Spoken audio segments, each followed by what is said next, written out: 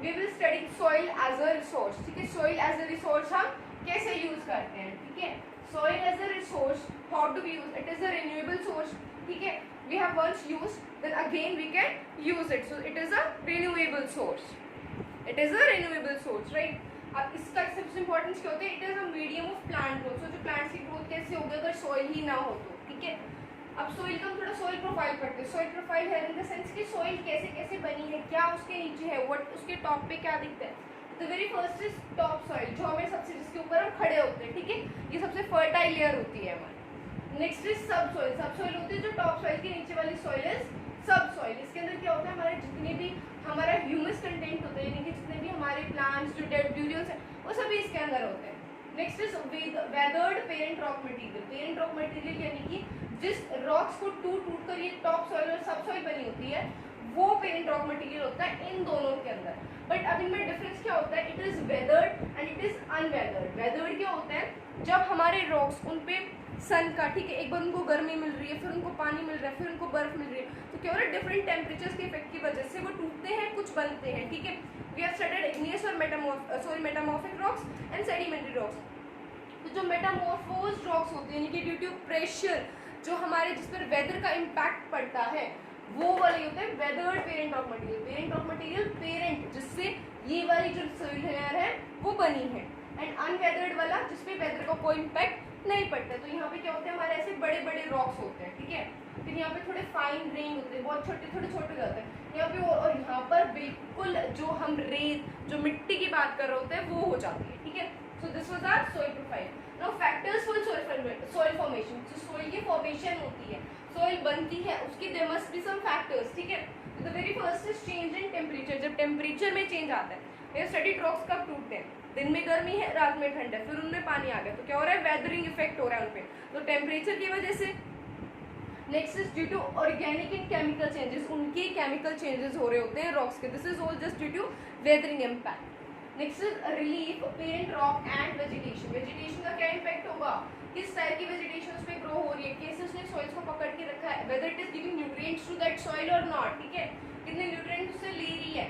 Parent rock किस type का parent rock था, whether it was a limestone या फिर सिंपल मार्बल की बात कर रहे थे हम। Next is relief features, relief features के अंदर प्लेन्स एरियाज की सॉइल है, प्लेट्यूज की सॉइल है, और whether we are talking about mountains की सॉइल, ठीक है, जो हमने इस वीडियो के पार्ट्स के अंदर हम डिस्कस कर चुके हैं कि उन सॉइल्स की क्या क्या इंपॉर्टेंस होते हैं, क्या उनके फीचर्स होते हैं। Next is actions of running water and glaciers, इसका क्या इम्पैक्ट पड़ता है, लाइक दिस इज, ठीक है, ये रनिंग वाटर है, ठीक है, रनिंग वाटर जा रहा है, अब यहाँ पे जो भी सॉइल थी वो इस सॉइल को लेकर यहाँ पर जा रहा है, तो यहाँ की पहले कुछ और सॉइल रही होगी और यहाँ की कुछ और सॉइल रही होगी, दोनों सॉइल मिक्स हो रही है तो एक थर्ड टाइप की सॉइल इन्वेंट हो रही है, ठीक है। तो इसकी वजह से क्या हुआ, किसका इफेक्ट था, ये रनिंग वाटर और ग्लेशियर्स का। जब ग्लेशियर्स मेल्ट होते हैं तो वो भी अपने साथ वाटर को लेके जा रहे होते हैं। Next is activity of decomposer, decomposers कौन होते हैं, हमारे जो भी सॉइल के अंदर हमारा वेस्ट होता है उसको खाते हैं, उस पर अपना फीड करते हैं, तो जब वो उसको यूज करते हैं तो वो सॉइल को ज्यादा फर्टाइल बना देते हैं। वी टॉक लाइक अर्थवॉर्म्स, ठीक है, देयर आर डीकंपोजर, सॉइल के जो पार्टिकल्स होते हैं उनको तोड़ देते हैं, तो उसकी वजह से क्या होता है, एयर इजीली आसपास हो जाती है उनके अंदर से, ठीक है। So these are the factors of soil formation. Now we will study the classification of soil, soils को हम किस पार्ट्स में, उनके कलर के बेसिस पे, उनके टेक्सचर के बेसिस पे, उनके यूजेस कहाँ वो पाई जाती हैं, ठीक है, रीजन्स ऑफ द फॉर्मेशन, उन सब के बेसिस पे we have classified soils. The very first is alluvial soil. Alluvial soil की सबसे ज्यादा इंपॉर्टेंस क्यों होती है, because this is the soil जो सबसे ज्यादा फर्टाइल होती है, and India is a land of agriculture. तो will study in the perspective of agriculture, की एग्रीकल्चर के पर्सपेक्टिव से कौन सी चीजें हमारे लिए इंपॉर्टेंट होती है।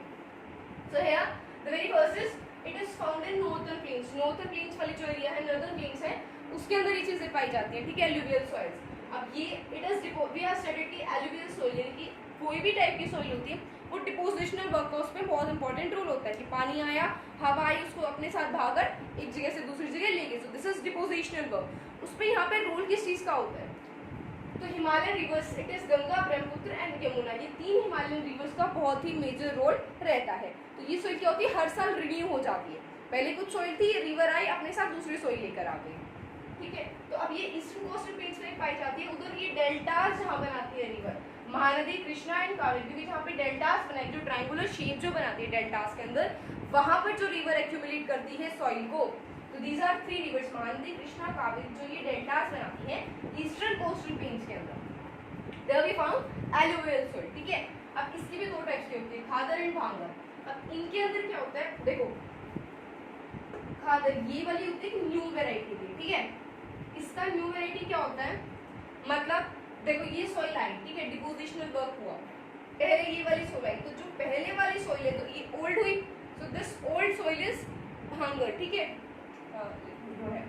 ये वाली सॉइल लेकर आई, ठीक है, ये जो ओल्ड सॉइल है दिस इज भांगर, और जो यहाँ पे जो सॉइल आई है इसके ऊपर वाली लेयर, जो न्यू सॉइल जो अभी अभी आई है दिस इज खादर, ठीक है।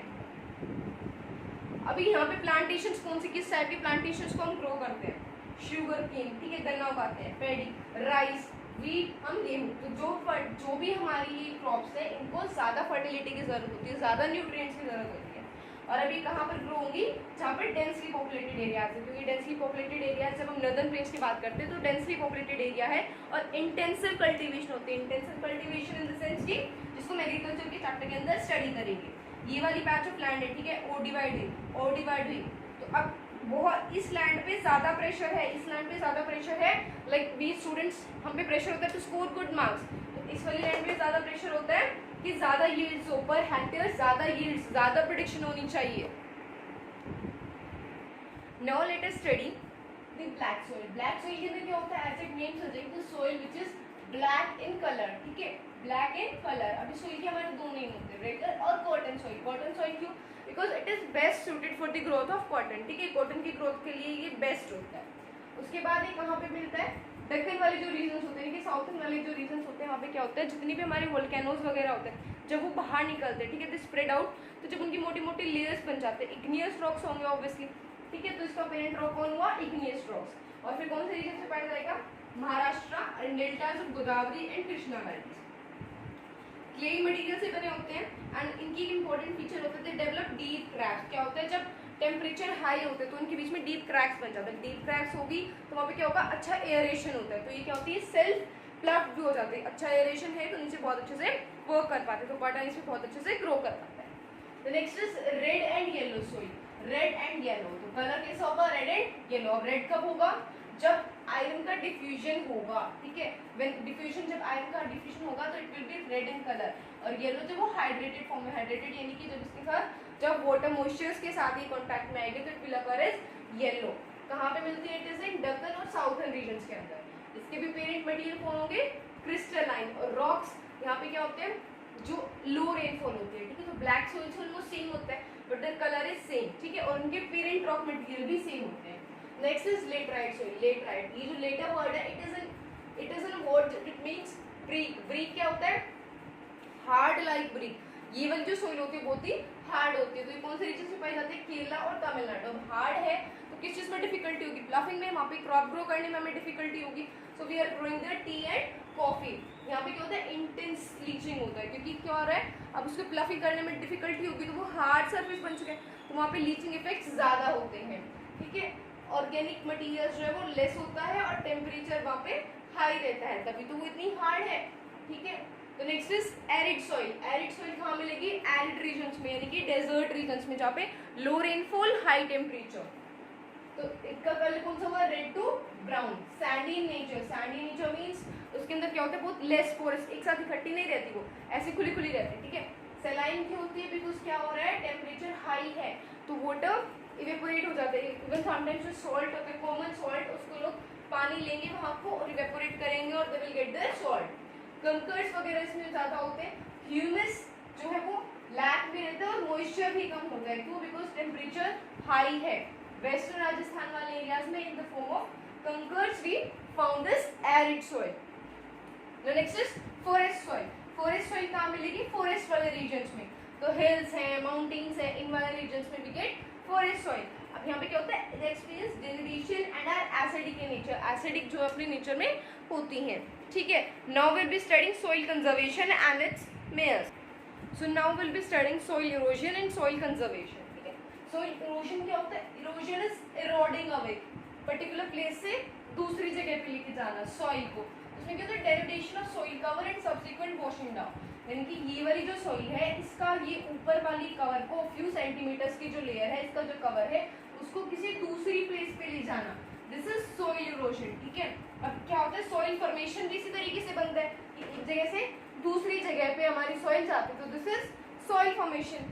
अब क्या हो रहा है, इसके कुछ फैक्टर्स होते हैं, तो there are two types of factors, natural factors and human factor, जिसको हम स्टडी कर चुके हैं in the other parts of this video.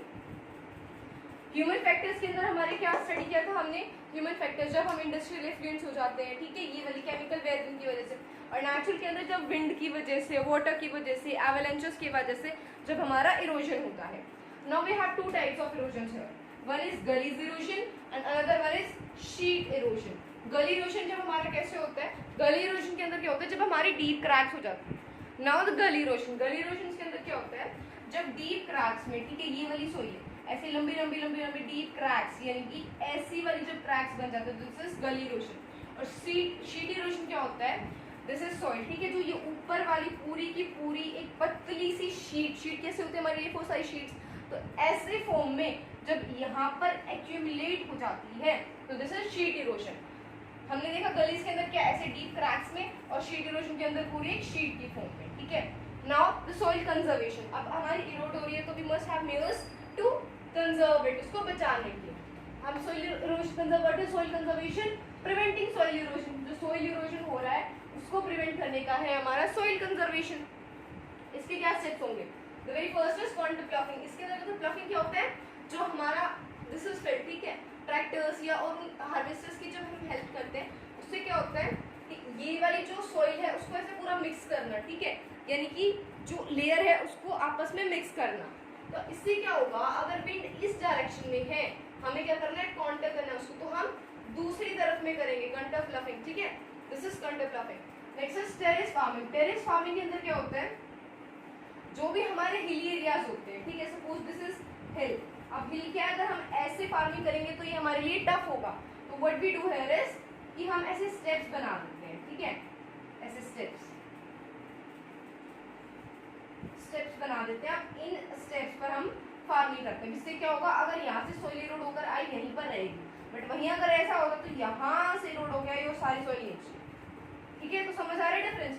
Now strip farming, strips क्या होती है, ऐसे पट्टियां, तो स्ट्रिप्स उसका क्या होता है, दिस इज फील्ड, ठीक है, हमने ऐसे फील्ड्स में स्ट्रिप्स बना दी, ठीक है। अब और अब यहाँ पे कल्टीवेशन कर रहे हैं, यहाँ पे कर रहे हैं, अब इस वाले की जो इरोडेड होगी वो यहाँ आ जाएगी, इस वाले की इरोडेड होगी वो यहाँ आ जाएगी, तो अल्टीमेटली हुआ क्या, इरोड होने के बाद भी सिर्फ इसी फील्ड के अंदर अलग अलग पार्ट्स में इकट्ठी हो गई, है ना।